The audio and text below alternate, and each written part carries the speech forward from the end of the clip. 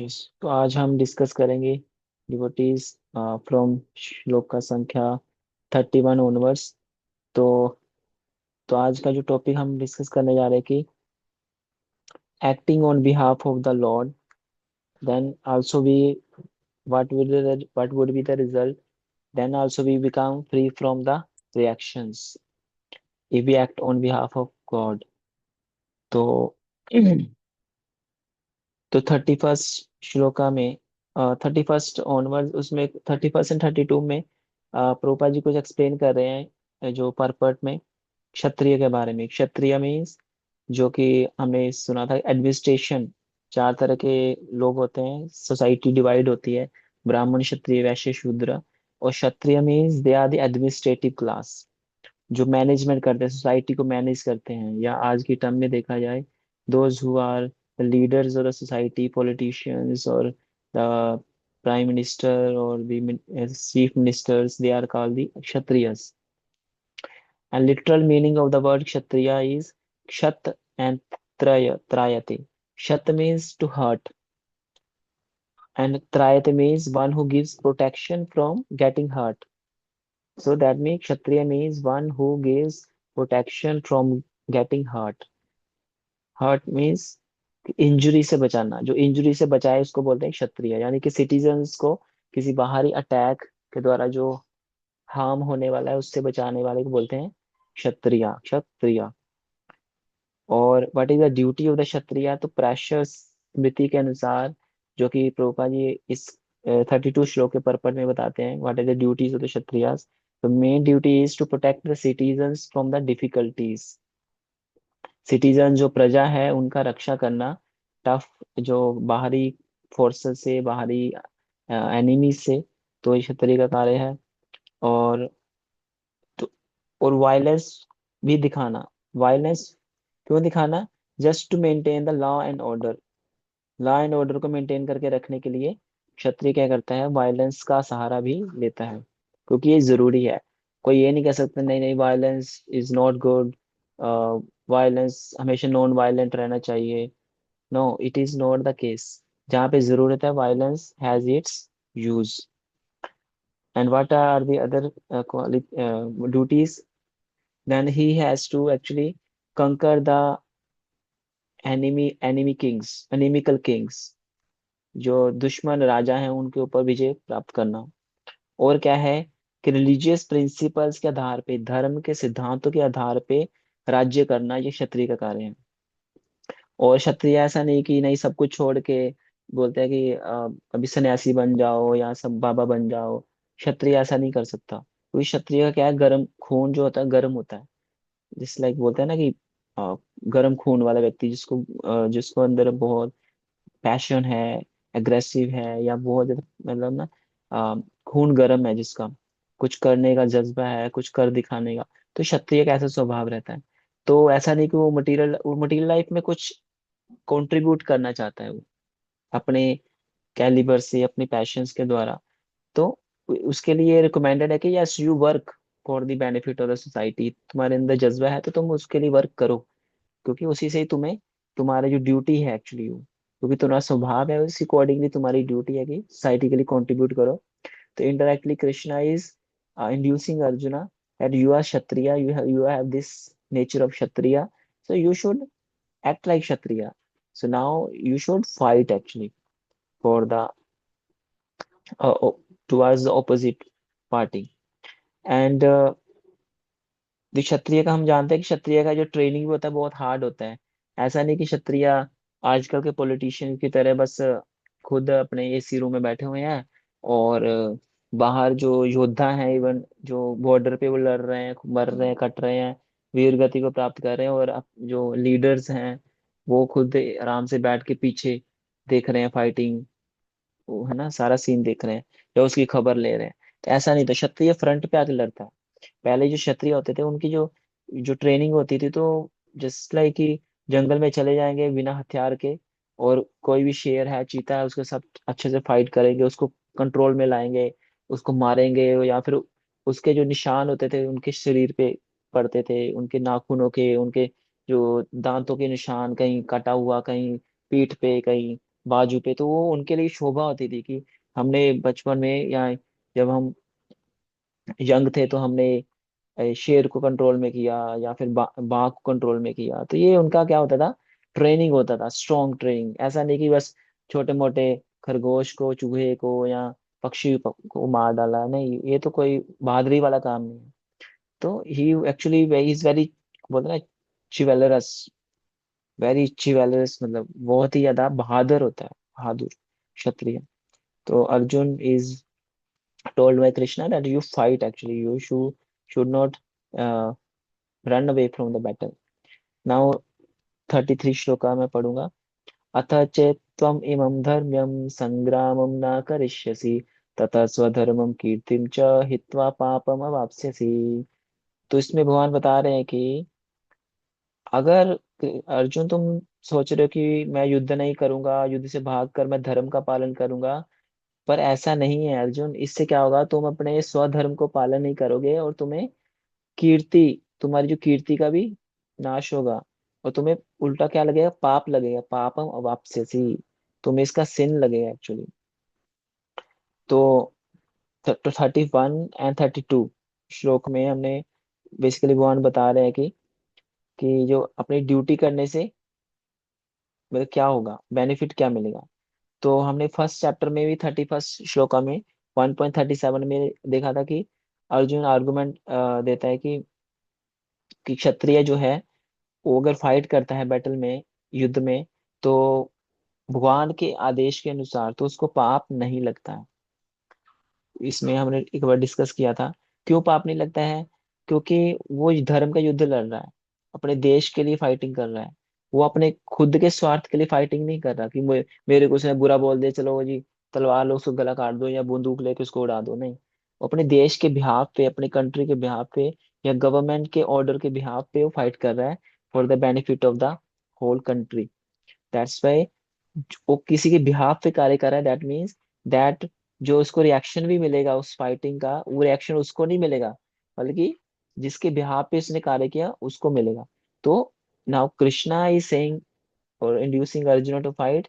So Arjuna don't will not get any reaction, कोई sinful reaction नहीं लगेगा अर्जुन को, क्योंकि वो कृष्ण के बिहाफ पे फाइटिंग कर रहा है। तो पर यहाँ पे जो फर्स्ट चैप्टर में 31 to 35 में भगवान जो बता रहे थे कि सॉरी, अर्जुन बता रहे थे कि जो अगर मैं फाइट करूंगा तो मुझे कोई एंजॉयमेंट नहीं मिलेगा, और मैं कुछ है ना, कुछ असली एंजॉयमेंट मुझे नहीं मिलेगा। बट एक्चुअली में उसमें क्या है कि अर्जुन को एंजॉयमेंट मिलेगा, अगर वो युद्ध करता है तो पूरा राज्य तो उसका ही है, इस पृथ्वी का पूरा साम्राज्य, चक्रवर्ती सम्राट अर्जुन या पांडव बनेंगे। पर अगर वो मान लो युद्ध में हार जाता है या शरीर छोड़ देता है, अपनी है ना वीर गति को प्राप्त कर लेता है, तो क्या होगा, उसको स्वर्ग आदि लोक मिलेंगे। तो इसलिए उसके दोनों केसेस में चाहे वो जीता है तो पृथ्वी का राज्य मिलेगा, अगर हार के मृत्यु प्राप्त करता है तो क्या मिलेगा, स्वर्ग का राज्य मिलेगा। तो दोनों केसेस में उसके लिए क्या है, विन विन सिचुएशन है। तो इस प्रकार अर्जुन को फाइट करना चाहिए। तो अब युद्ध नहीं करने का क्या नुकसान होगा, तो ये 33 से 37, 2.33 to 37 में भगवान बताएंगे कि जो अर्जुन आर्गुमेंट दे रहे हैं कि सिंफुल रिएक्शंस लगेंगे, तो उसका जो अभी आंसर भगवान ये इन 4 श्लोकों में 33 to 37, सॉरी 5 श्लोकों में ये देंगे। तो तीन क्या लॉसेस हैं फाइट ना करने के। तो पहली बात तो अर्जुन बोला है कि कि अर्जुन का मतलब ये मानना है कि मैं अगर फाइट करूंगा अपने ही स्वजनों से तो उससे मुझे क्या मिलेगा, मुझे मेरी अकीर्ति फैलेगी, यानी मेरा इनफेमी, मेरा अपयश फैलेगा। पर एक्चुअली इसका उल्टा है। भगवान कहेंगे भाई अगर तुम फाइट नहीं करोगे उससे उल्टा तुम्हें पाप भी लगेगा और तुम्हारा अपयश फैलेगा, क्योंकि क्षत्रिय की ये ड्यूटी है to fight and either win or die. तो क्षत्रिय का ही ड्यूटी है एक्चुअली। अगर तुम अपनी ड्यूटी से पीछे भागोगे, उल्टा तो एक तो तुम्हें पाप लगेगा, सिन, दूसरा तुम अपयश फैलेगा। अपयश फैलेगा तो लोग तुम्हारे बारे में क्या सोचेंगे कि देखो अर्जुन की कायर था, भगोड़ा था, युद्ध युद्ध में पीछे भाग गया, अपने है ना डर के भाग गया, वो ये नहीं सोचेंगे कि नहीं इसके अंदर हृदय में करुणा थी इसलिए उसने युद्ध नहीं किया, नहीं, वो सोचेंगे भाई ये तो भगोड़ा था, कायर था युद्ध में, इसने पीठ दिखा दी, बहुत बड़ा है ना कायर व्यक्ति है अर्जुन। अर्जुन की क्या होगी, अपयश, अकीर्ति फैलेगी। इसलिए पहले तो ये होगा। और दूसरा, और आल्सो जो जो अकीर्ति जो फैलेगी भी, उससे क्या होगा, इसमें अर्जुन को भगवान मतलब पुरानी चीजें याद करवा रहे हैं कि क्या तुमने, जब पहले तुम जब युद्ध किया था, तुमने कई कई महान महान हस्तियों को परास्त किया था, उनको प्रसन्न किया था, तुमने शिव जी को परास्त करके उनसे पशुपात अस्त्र भी प्राप्त किया था, तुमने इंद्र देवता को प्रसन्न किया था, उनसे कई सेलेस्टियल जो वेपन्स हैं, जो स्वर्ग के जो स्पेशल तरीके के जो है ना दैवी जो अस्त्र शस्त्र की विद्या प्राप्त की तुमने।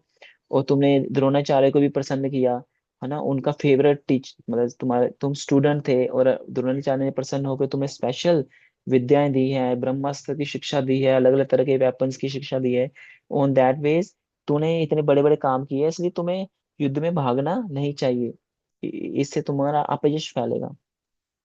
दूसरा क्या नुकसान होगा युद्ध नहीं करने का, कि तुम्हारा पहले तो है कि पाप लगेगा, और दूसरा डिसऑनर, कि जो बड़े बड़े महान जो आदरणीय व्यक्ति होंगे वो तुम्हारा क्या करेंगे, तुम्हारा अपमान करेंगे। और तुम भी क्या है, तुम भी आदरणीय हो, सोसाइटी के लिए एक लीडर हो। लीडर अगर युद्ध से भाग जाएगा तो सोसाइटी के जो लोग क्या सोचेंगे।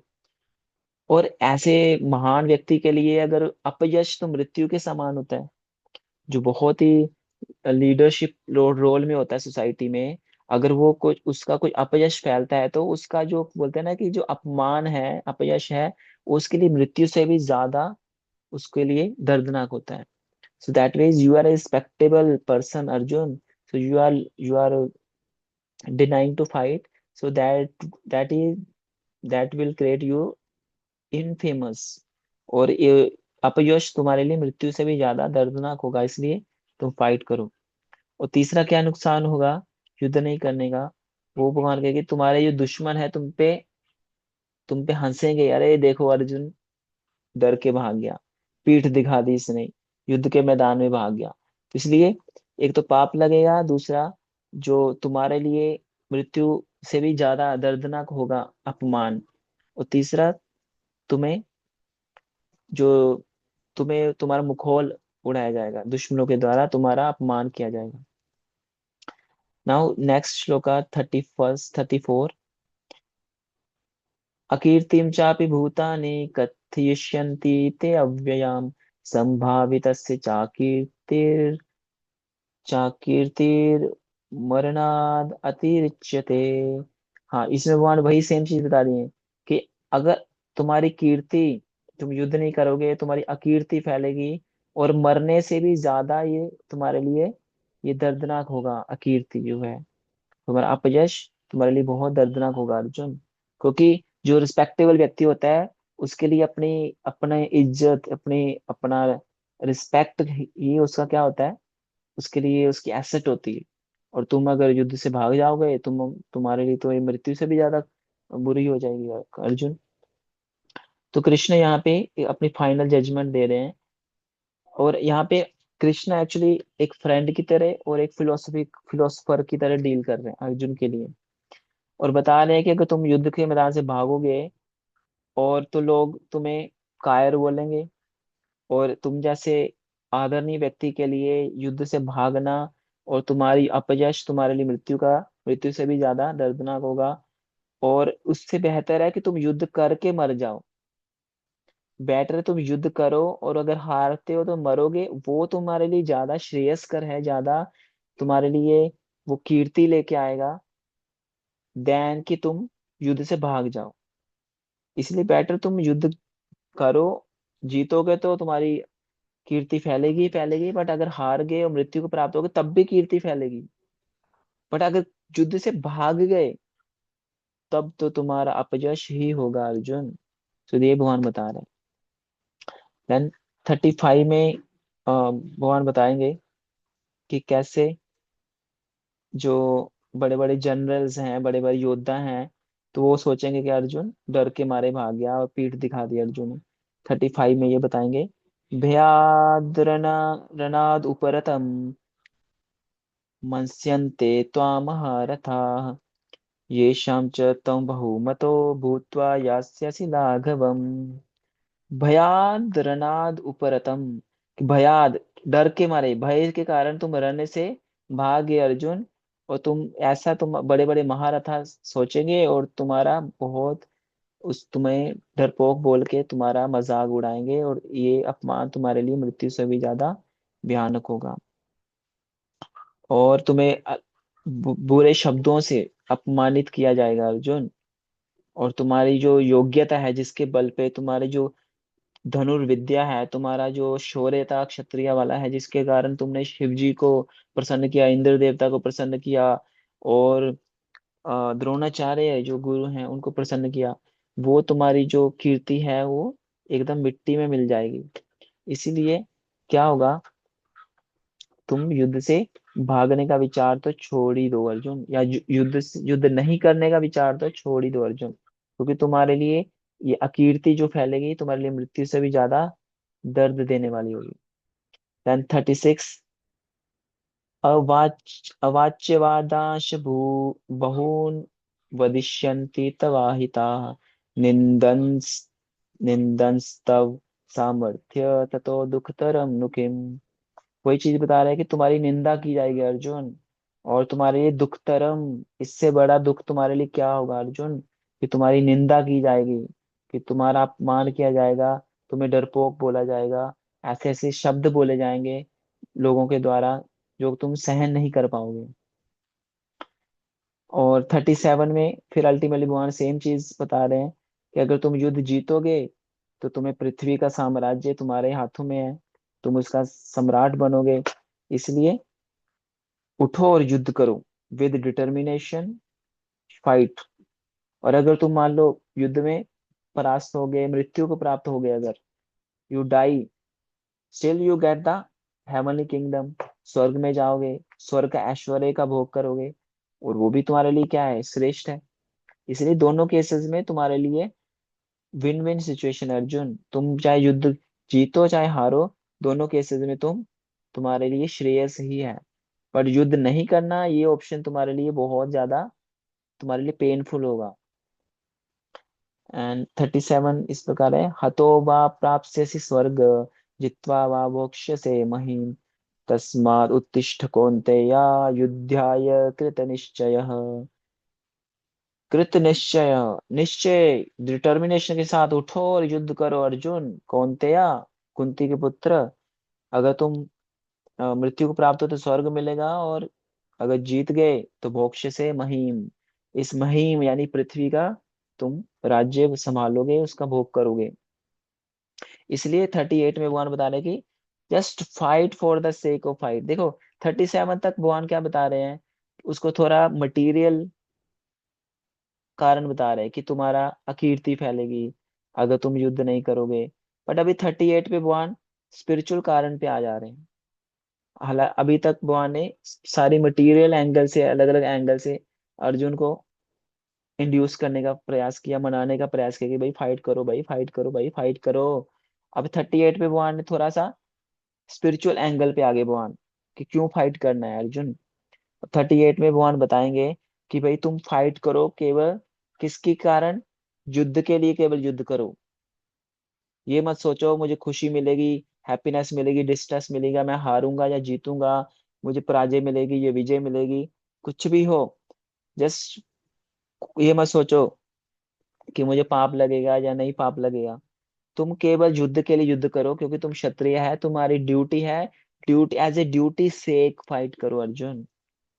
डोंट फाइट फॉर हैप्पीनेस और डिस्ट्रेस और विक्ट्री और failure, no, you fight for the sake of fight war, युद्ध, युद्ध के लिए युद्ध करो, तुम्हारी ड्यूटी है, अपनी ड्यूटी पूरी करने के लिए कर्तव्य निष्ठ होके युद्ध करो। तो भगवान अपना एंगल चेंज कर रहे हैं यहाँ पे 38 में।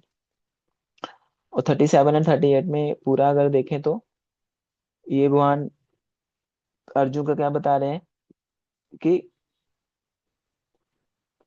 ये जो इंस्ट्रक्शन है, ये जो तुम मतलब अभी तक जो भगवान बता रहे थे कि तुम पराजय के लिए, सॉरी, तुम्हारी कीर्ति फैलेगी, उसके लिए कम से कम उसको बचाने के लिए युद्ध करो।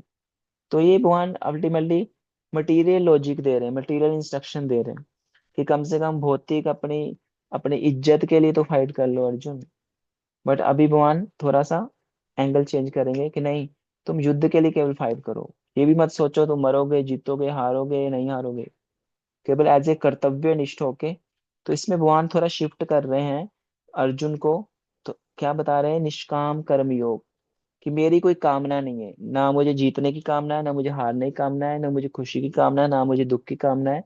मैं निष्काम यानी कि बिना किसी इच्छा के, भौतिक इच्छा के, मैं केवल युद्ध करूंगा एज ए ड्यूटी। मेरी ड्यूटी है, इसको बोलते हैं निष्काम कर्म योग। और योग शब्द आ गया, जुड़ गया। अभी तक क्या था वो, केवल कर्म था, या कह लो कर्म, या सकाम कर्म, सकाम कर्म योग, सकाम कर्म था। क्यों? क्योंकि अभी तक कामना थी कि मैं अपनी कीर्ति के लिए, अपने नाम के लिए, या इस राज्य के लिए, या स्वर्ग के लिए, कोई ना कोई कामना है, मैं युद्ध करूंगा या नहीं करूंगा। बट अभी जो क्वेश्चन भगवान शिफ्ट कर रहे हैं 37 to 38 में, कि नहीं, तुम कि बिना किसी कामना के युद्ध करो, निष्काम करके, निष्काम कर्म, निष्काम होकर फाइट करो। तो ये क्या है, उससे हायर लेवल का है। तो इसलिए इस सेक्शन में भगवान बता रहे हैं कि निष्काम होकर फाइट करो, without considering whether I will die or win or fight, or for happiness और distress, no, for any sake you have to fight because it is your duty, for duty sake you fight Arjun. तो और 38 श्लोक इस प्रकार है, सुख दुखे समय कृत्वा लाभो लाभो जया जयो ततो युद्धाय युज्यस्व नैवं पापम अवाप्स्यसि। नैवम पापम अवाप्स्यसि, नैवम नहीं, पापम, ये पाप के लिए युद्ध मत करो। पाप लगेगा नहीं लगेगा, लगेगा नहीं लगेगा वो अलग चीज है। तुम्हारी ड्यूटी है, तुम्हारा स्वभाव है, तुम क्षत्रिय हो, धर्म के लिए युद्ध करना, तुम युद्ध करो। Do fight for the sake of fighting, युद्ध के लिए ही युद्ध करो, तुम्हारे कर्तव्य है, युद्ध करो। सुख दुखे समय कृत्वा, सुख और दुख को समान समझो। मुझे विजय मिलेगी तो सुख मिलेगा, हार जाऊंगा तो दुख मिलेगा, इससे परे जाओ Arjun. Go beyond happiness and distress and लाभ अलाभ, बेनिफिट, लाभ अलाभ मीन्स कि प्रॉफिट एंड लॉस, जय अजय, जय पराजय से ऊपर उठो, सुख दुख से, लाभ हानि से, जय पराजय से ऊपर उठ के युद्ध करो। युद्धाय युज्यस्व, युद्ध के लिए केवल युद्ध करो। 38 में भगवान क्लियर बता रहे हैं। और केवल ये मत सोचो कि मुझे पाप लगेगा, है ना। अगर तुम युद्ध ऐसा नहीं करोगे तब उल्टा पाप लगेगा, ये भगवान बता रहे हैं।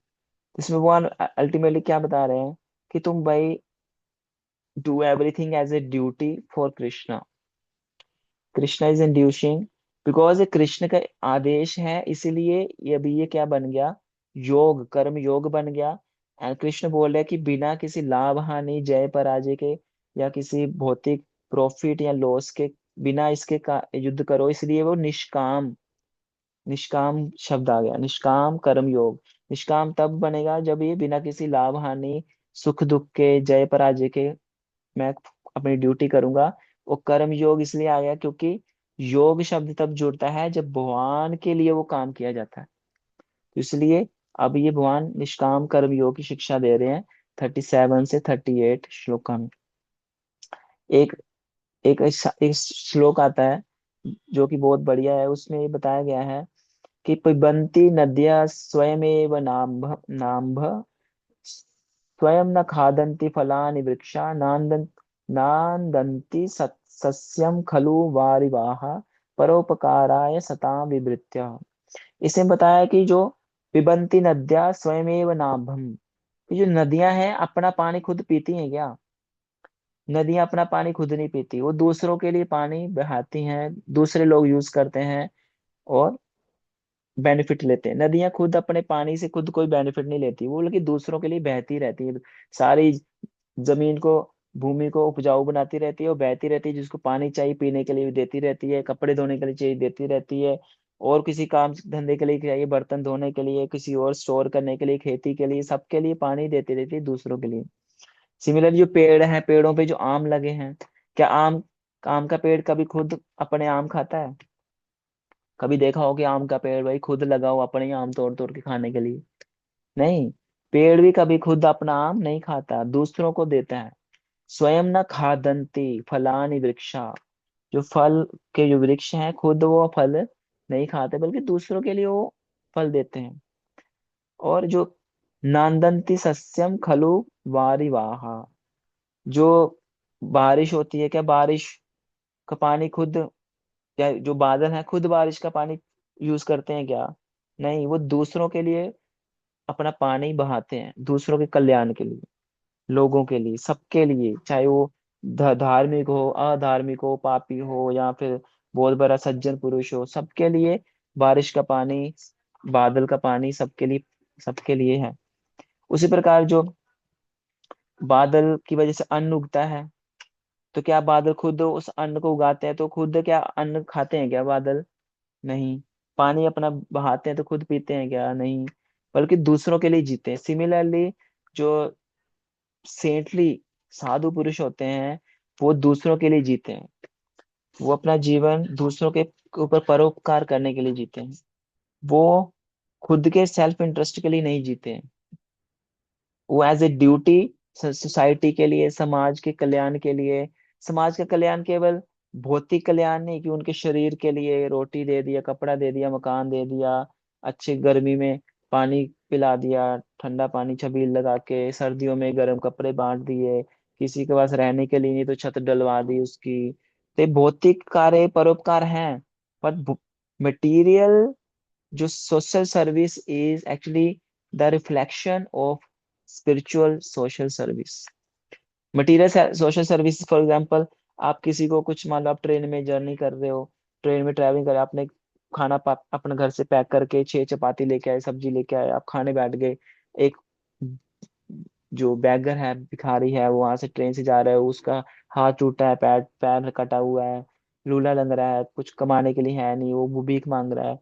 तो एक भौतिकवादी व्यक्ति भी तरस खा के उसको अपनी 6 चपाती में से 2 चपाती उसको दे देगा, खुद 4 चपाती खा लेगा। हो सकता है अगर वो पूरी पूरी सोचे कि नहीं नहीं मैं पूरी खाता हूँ, ये भिखारी कहेंगे, भिख मंगा, मैं क्यों दूं इसको, मैं घर से लेके आया, खुद के लिया, इसको दूंगा मैं।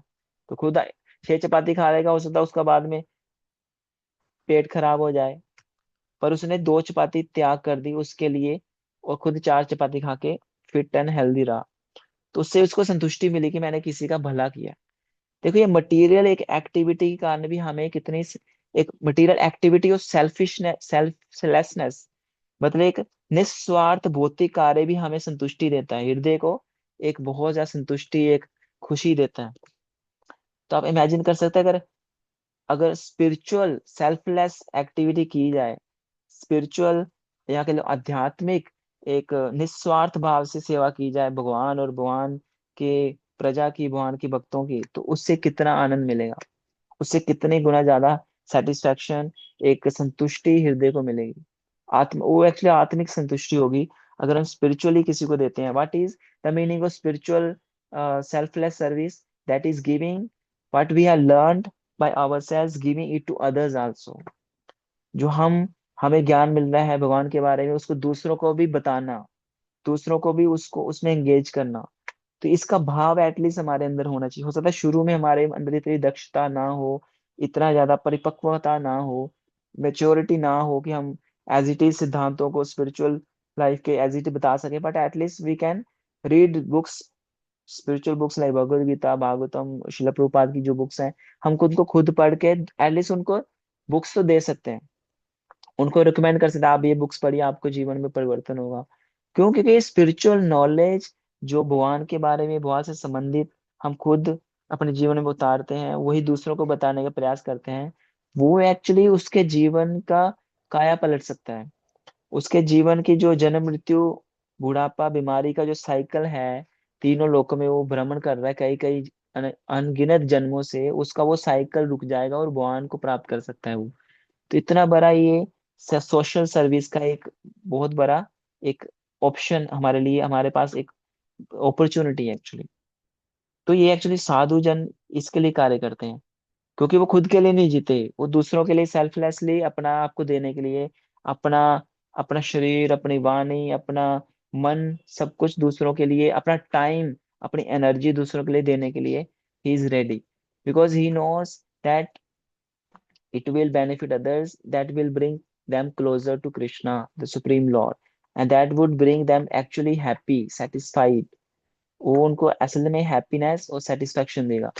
तो ये साधु जनों का कार्य होता है।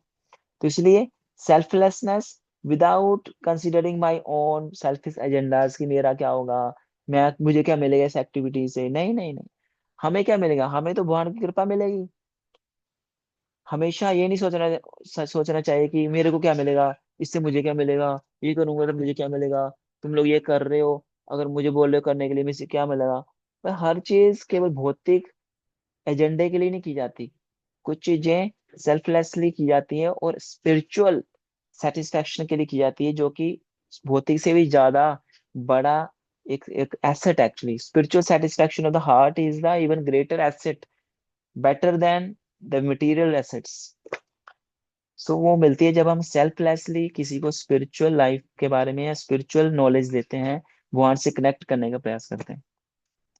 तो 38 श्लोका तक अब आज हमने किया, तो आज यहीं पे हम विराम देते हैं। किसी का क्वेश्चन है तो पूछ सकते हैं। फिर हम नेक्स्ट क्लास में, कल भी मैं सोच रहा हूँ क्लास करने का, क्योंकि काफी टाइम से हमने क्लास नहीं की, तो कल भी हम क्लास रखेंगे सेम टाइम। तो जी चैट में है। ओके, चैट में क्वेश्चंस हैं। Being a soldier is a job in modern times. One can easily attain swarg for performing one's job as a soldier and being martyred. Yeah, is such privilege available in all jobs? For example, if one dies due to high BP, stress, diabetes caused due to one's desk job being performed to best of his ability, will attain swarg? No, ये desk job जो हम कर रहे हैं corporate में, computer पर लगे हुए हैं, और मान लो करते करते हार्ट अटैक आ गया और हरि बोल हो गया, राम नाम सत्य होगा, तो उससे क्या, नहीं, उससे स्वर्ग नहीं मिलेगा। स्वर्ग तब मिलेगा जो आप पुण्य कर्म करेंगे। और जो क्षत्रिय देश के लिए या फिर अपने, है ना, धर्म के लिए युद्ध करके मरते हैं, उसको वीर गति प्राप्त होती है। इवन हमारे कंट्री में भी कोई व्यक्ति अगर देश के लिए मर रहा है तो उसको गवर्नमेंट भी मेडल देती है, उसके लिए परमवीर चक्र, ये चक्र, वो चक्र, कुछ ना कुछ उसको मिलता है, उसको पेंशन लगती है, उसकी फैमिली मेंबर्स को पेंशन लगती है, बिकॉज दैट उसने एक ग्लोरियस काम किया है देश के लिए, दूसरों के लिए, अपनी जान को जोखिम में डाल के। अब कॉर्पोरेट में जॉब करके लैपटॉप पे मैं अपना काम कर रहा हूँ, पैसे के लिए कर रहा हूँ वो काम ऑफ कोर्स, बट उसमें मैं किसका भला कर रहा हूँ? खुद के लिए तो कर रहा हूँ, अपनी फैमिली के लिए तो कर रहा हूँ, देश के लिए क्या कर रहा हूँ? नथिंग। तो इसमें कोई वो बड़ी बहादुरी वाली बात नहीं है। इसमें मैं कोई अपनी जान भी जोखिम में नहीं डाल रहा हूँ।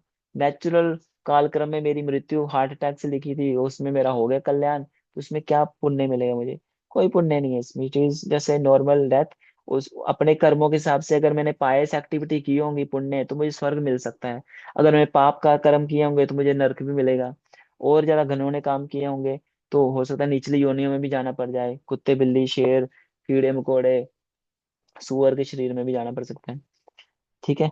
नेक्स्ट क्वेश्चन है, if we, Prabhu ji, if we gift a divine book to someone and he insult it by not keeping it properly wrapped in cloth or puts it in a dirty place, will we also be responsible for his sin?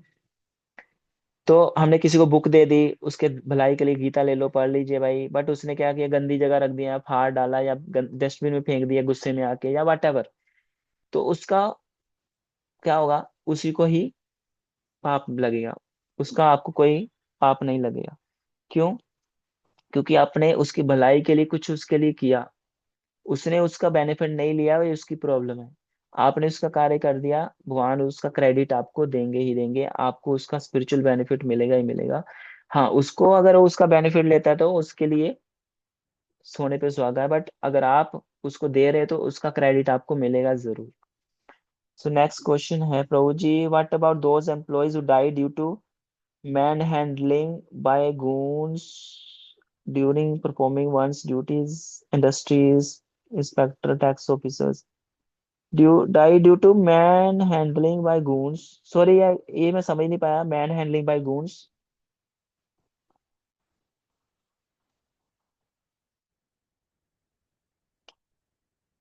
मतलब किसी ने shoot कर दिया, यही मतलब है ना? कि मैं tax officer, as a tax officer गया रेट मारने के लिए, पर उसी झपटा झपटी में मैं खुद मारा गया, तो क्या इसमें मुझे कुछ मिलेगा? देखिए, इट ऑल डिपेंड्स कि हम किसके बिहाफ पे वो कार्य कर रहे हैं। अगर हम गवर्नमेंट के बिहाफ पे कार्य कर रहे हैं, और इसमें कोई जान जोखिम वाली बात नहीं है, क्योंकि ये क्षत्रिय वाला, डायरेक्ट क्षत्रिय वाला कार्य भी नहीं है, एक्चुअली ये काइंड ऑफ ए शूद्रा वाला कार्य ही है। क्योंकि जो क्षत्रिय है वो अपनी जान जोखिम में डाल के खुद करता है। पर इसमें क्या है, इसमें मुझे नहीं लगता कि इतना कुछ जान जोखिम वाली बात है या कोई ये